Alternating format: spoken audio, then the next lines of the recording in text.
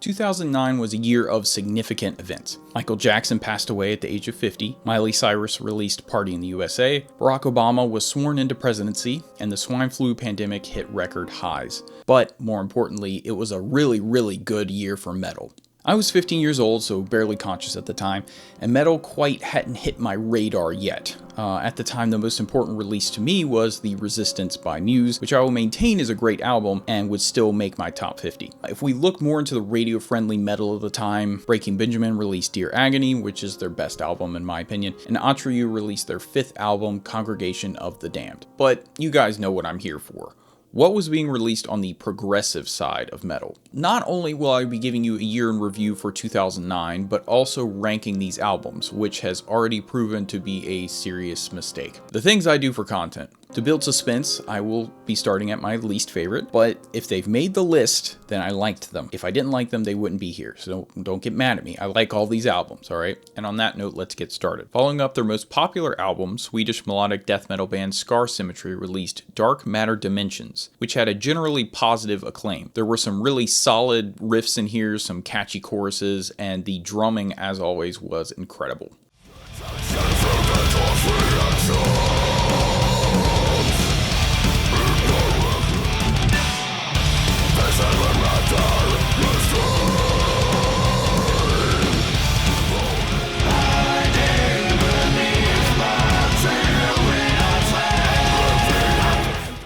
Next up, the 4th studio release by Decapitation, The Harvest Floor, came out in early 2009 and accurately sums up their very grindy and dirty sound with very extreme blast beats and terrifying harsh screams. I much prefer their more recent endeavors like Terrasite or Death Atlas, which had production that could more vividly depict the heaviness that they can achieve, but I think this was sort of their middle ages where they were not quite the extreme trashy death grind of the past, but they also hadn't come into their own like they did later, so this era ended up being my least favorite. I would still encourage you to listen because I'm sure there are people out there who would absolutely love this album.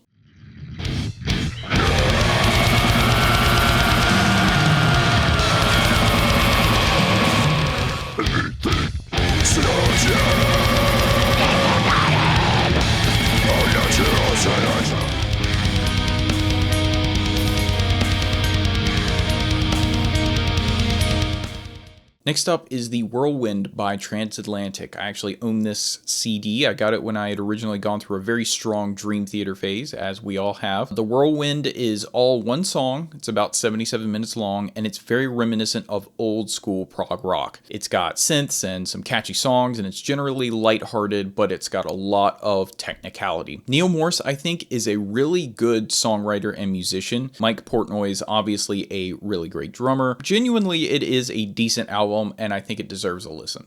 Old classics are long overdue.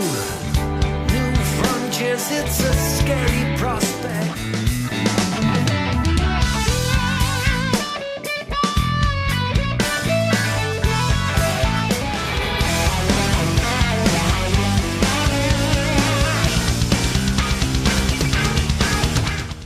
The second studio album from Born of Osiris, called A Higher Place, came out smack dab in the middle of the year. Known for a very intense deathcore style, I think this was the last album where they were really a dedicated deathcore band. Their next release, The Discovery in 2011, was a very aggressive transition into a more progressive style. And of course, that's when I started liking them more. But I can't deny that this album has some genuinely interesting moments and is, for the most part, a balls to the wall, heavy fest with no brakes, all gas.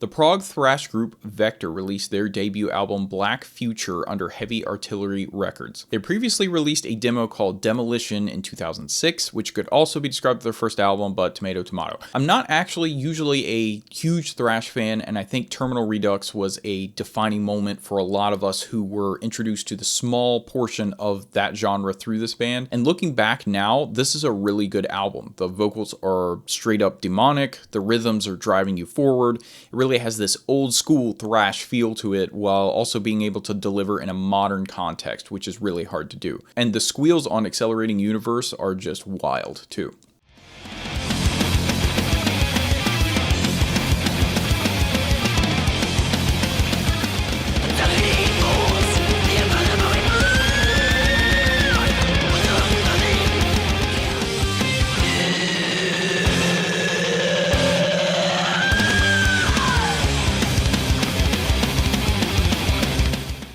The first studio album from Obscura came out in 2009, and these German titans have been on a roll ever since. Unlike most bands who have some sort of infancy period where they release some crummy albums in the beginning, Obscura sounds exactly like what they wanted from the beginning and the way that they sound to this very day. I honestly don't think there's been a change in quality in 15 years, which is just insane. This is just Obscura. This is exactly what we're here for, and they're still putting out albums of this quality in 2025, and probably will still be doing this 15 years from now. The consistency is really crazy when you think about it.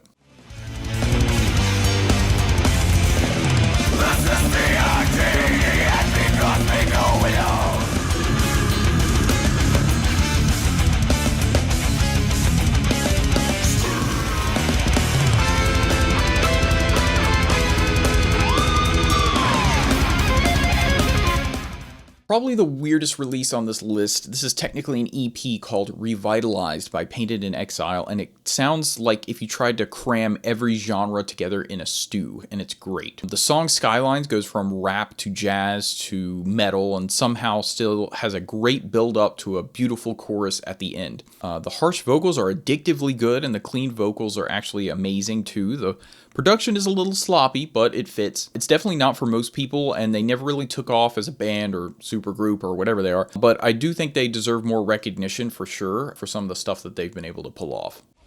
Getting wild on this shit. I like a bad beat, like a bad bitch, but a motherfucker get a stitch. And you're coming to the show, you take your place on.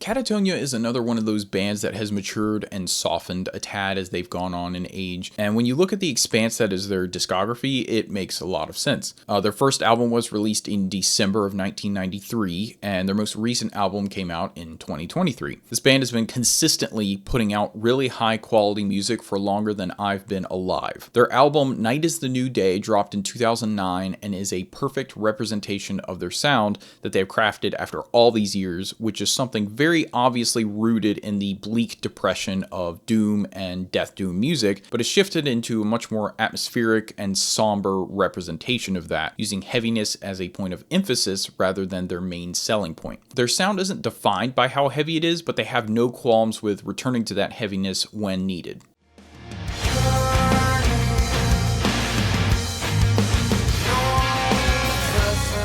From the edge of the pier and fade into the dreams. Our thoughts intertwine. You speak. Progressive metal and rock supergroup O.S.I. released their third album, Blood. This is a duo formed from Kevin Moore from Dream Theater and Chroma Key and Jim Mathios from Fate's Warning. O.S.I. to me has always felt underrated because they're skilled at creating this dark, brooding atmosphere that you would find in a band like Tool, but would also throw in more experimental and proggy elements that you would get from like Steven Wilson. And this album is no different, and it has a ton of amazing songs like the title track Blood, Radiolog, and a 10-minute track at the end of the album called Terminal. If you're into more industrial electronic stuff like what Trent Reznor is capable of, but you're also a huge prog fan, then O.S.I. is going to be your best bet.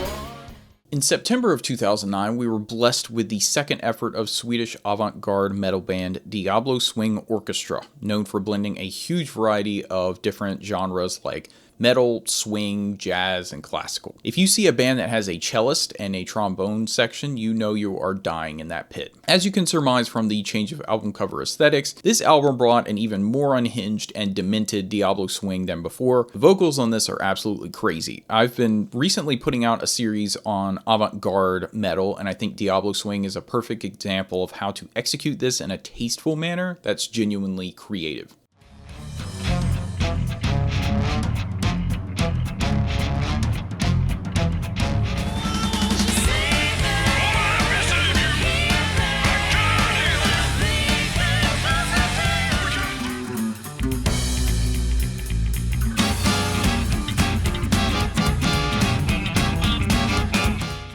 What's crazy about Devin Townsend is that he actually released 2 albums in 2009 under the Devin Townsend Project, which is wild because this wasn't even his busiest year. At some point, I'm probably going to make a long-form video just on Devin because the amount of work that he puts in is staggering sometimes. He's like the Brandon Sanderson of metal music. The first album I'm going to talk about is Key, which came out in May and represented a daring turn for his music. He's always been someone to push boundaries, right? We all know this. But hiring a cast of blues musicians to play what I would describe as a very heavy album is a pretty bold move. However, it paid off as the clean guitars and rock-based instrumentation turned out to be perfect paints for his canvas and helped emphasize the extremely heavy parts that could really shine through. As someone who's known for a massive sound, this album shows his restraint and tastefulness when it comes to contrast and building tension.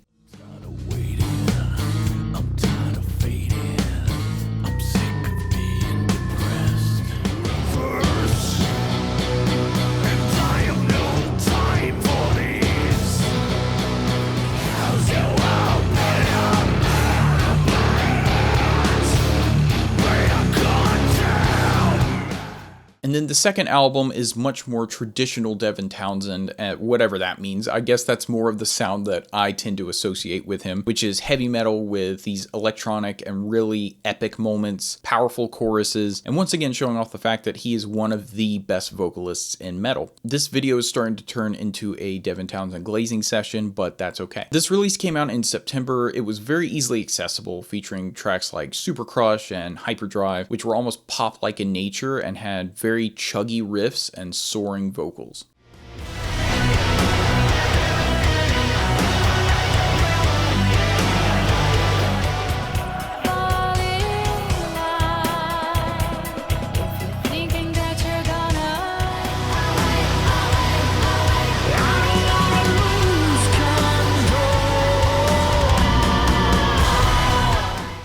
Rishloo I mentioned in my Opeth episode of my Guide to Progressive Metal. I think the vocals have a similar quality to Tool in a way. That's the grittiness and rawness to them.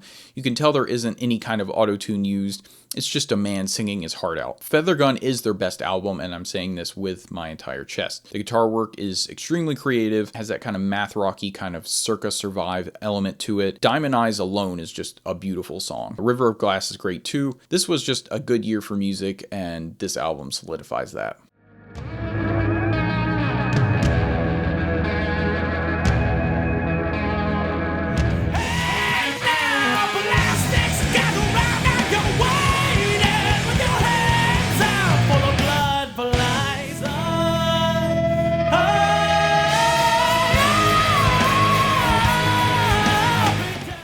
Another first occurring here that was absolutely legendary, Leprous released their first full-length album, Tall Poppy Syndrome. 2009 was a bigger year than most of us realized looking back. This album represents a Leprous that we've never gotten since, and it's not a bad thing because I love newer Leprous, but I really think that this was something just so bleak and so powerful, and it's not as progressive per se as Bilateral, but I remember thinking when I first heard it how haunting and chilling his voice was when he would hit these screams. There was an energy here in their youth that really pushed them into the spotlight. We'll never hear this again, but we were blessed just to get it once, and now that they're older and approach things in a different way, I still think it's great music being put out. Just thinking back on when I first heard Tonight I'm Passing Away, I was just hooked. That's why this is number 7 for me. Rejected by life, my torment has branded its stain. Pain that I feel. Tonight I'm passing away.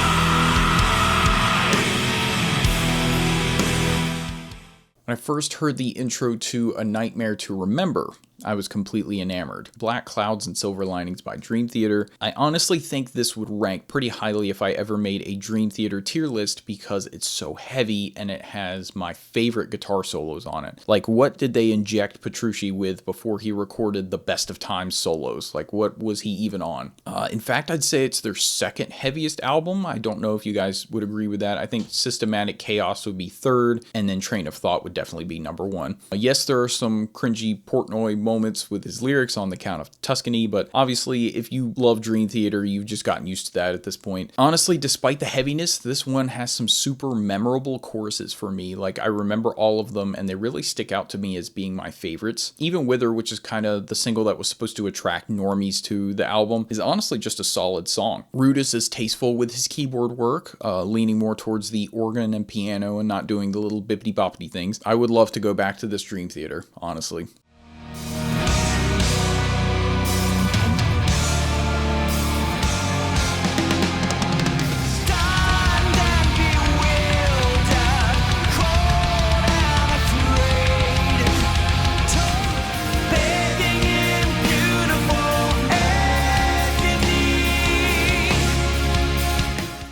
Project of Arjen Lucassen that unfortunately turned out to be a one-off. Guilt Machine sounds like if you took Pink Floyd and morphed them all into modern day musicians and told them to make an album. And there's a reason this made the top 5 for me. It's just that good. A lot of people know about Arion and other Arjen projects, but the kids don't know about this one, and that upsets me. There are only 6 songs, there's one bonus track, and it managed to make such an impression on me here that I'm gushing about it 16 years later. The vocals are so clean, the harmonies are just pure, the lyrics are so good, and you guys know I usually don't pay attention to lyrics. The riffs are sick, it's cohesive as a whole. Just go listen to it.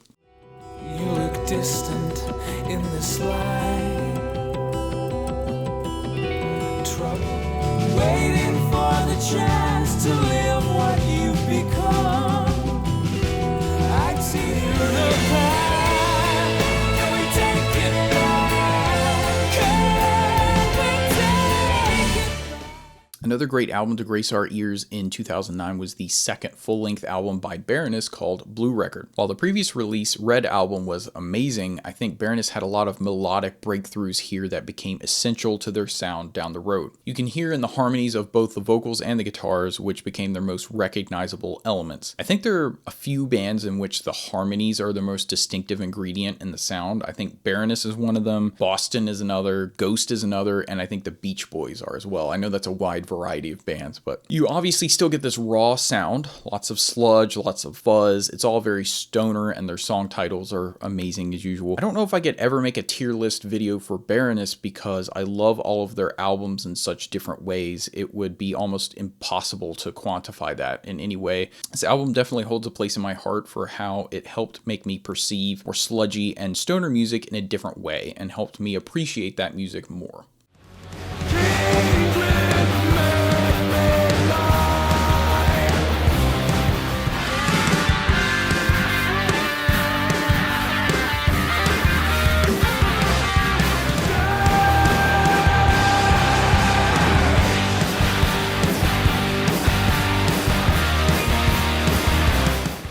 And a massive moment for metal occurred this year in the form of the first ever Animals as Leaders album, which has markedly changed the course of the genre of instrumental metal from the get-go. It would be extremely difficult to find a band who has more influence on the technicality of metal guitar playing, or just progressive metal in general, you know, obviously rather than the obvious picks of Dream Theater or Meshuggah. Straight off from the first track, you get what would later turn into the classic Tosin Abasi sound of extremely compressed, clean guitar, going crazy over an electronic beat, which of course then turns into this rhythmically pounding, chugging riff over crashing drums, and then an obviously jazz-influenced guitar solo all before the first minute. This is the blueprint, in my opinion. This is what a lot of what you hear now has been based off of.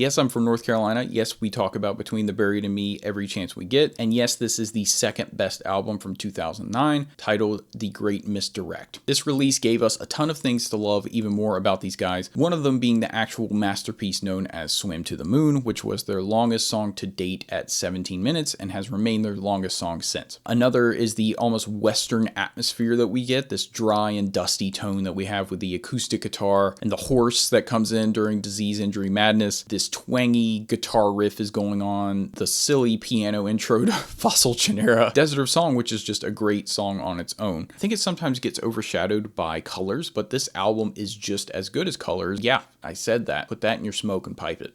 I will do this for you.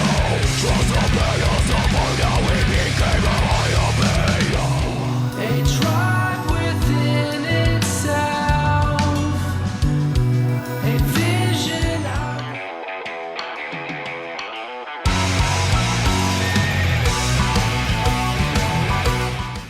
Not only does the next album make the #1 album of 2009 for me, but it also easily makes my all-time list. If you've been in the prog metal community for any amount of time, you'll have heard everyone worshiping Crack the Sky by Mastodon to the absolute max. I'm here to tell you they're absolutely right. This is the best Mastodon album by far. It's cohesive, it's heavy, but also psychedelic, and creates this atmosphere that I don't think has ever been achieved since. Ever since hearing about Brent leaving the band, I've been thinking about all these old albums, looking back on them, and just looking at how great of a legacy this band has had. I don't even care what happens from here on out, honestly, because I feel like they've already done it all. This is the first album where the drummer, Brand, started singing, which makes 3 total vocalists, and I think that's something that is not talked about often. It's extremely difficult to have 2 singers and sound cohesive in any way, but this band has 3 vocalists, and they all blend perfectly to the point where it's never jarring. Mastodon took progressive metal and made it something that can be a little sludgy, very heavy, and didn't have to be this sort of nerdy archetype. It's fun, it's powerful, and it's raw.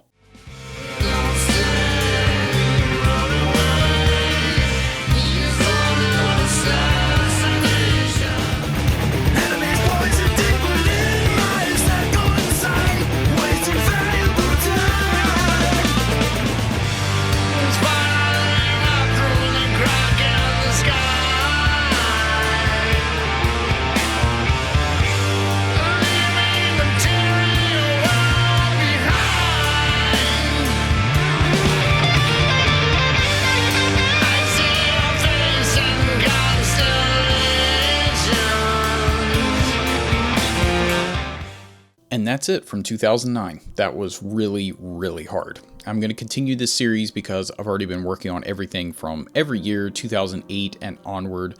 I've been posting weekly videos every Friday. It was my New Year's resolution to put more effort into this channel, and I would like to build this into something special. I really appreciate all the support. Genuinely, your comments have meant a lot to me. There have been about 8 subscribers who comment consistently on my videos, and you guys are the best. See you next time.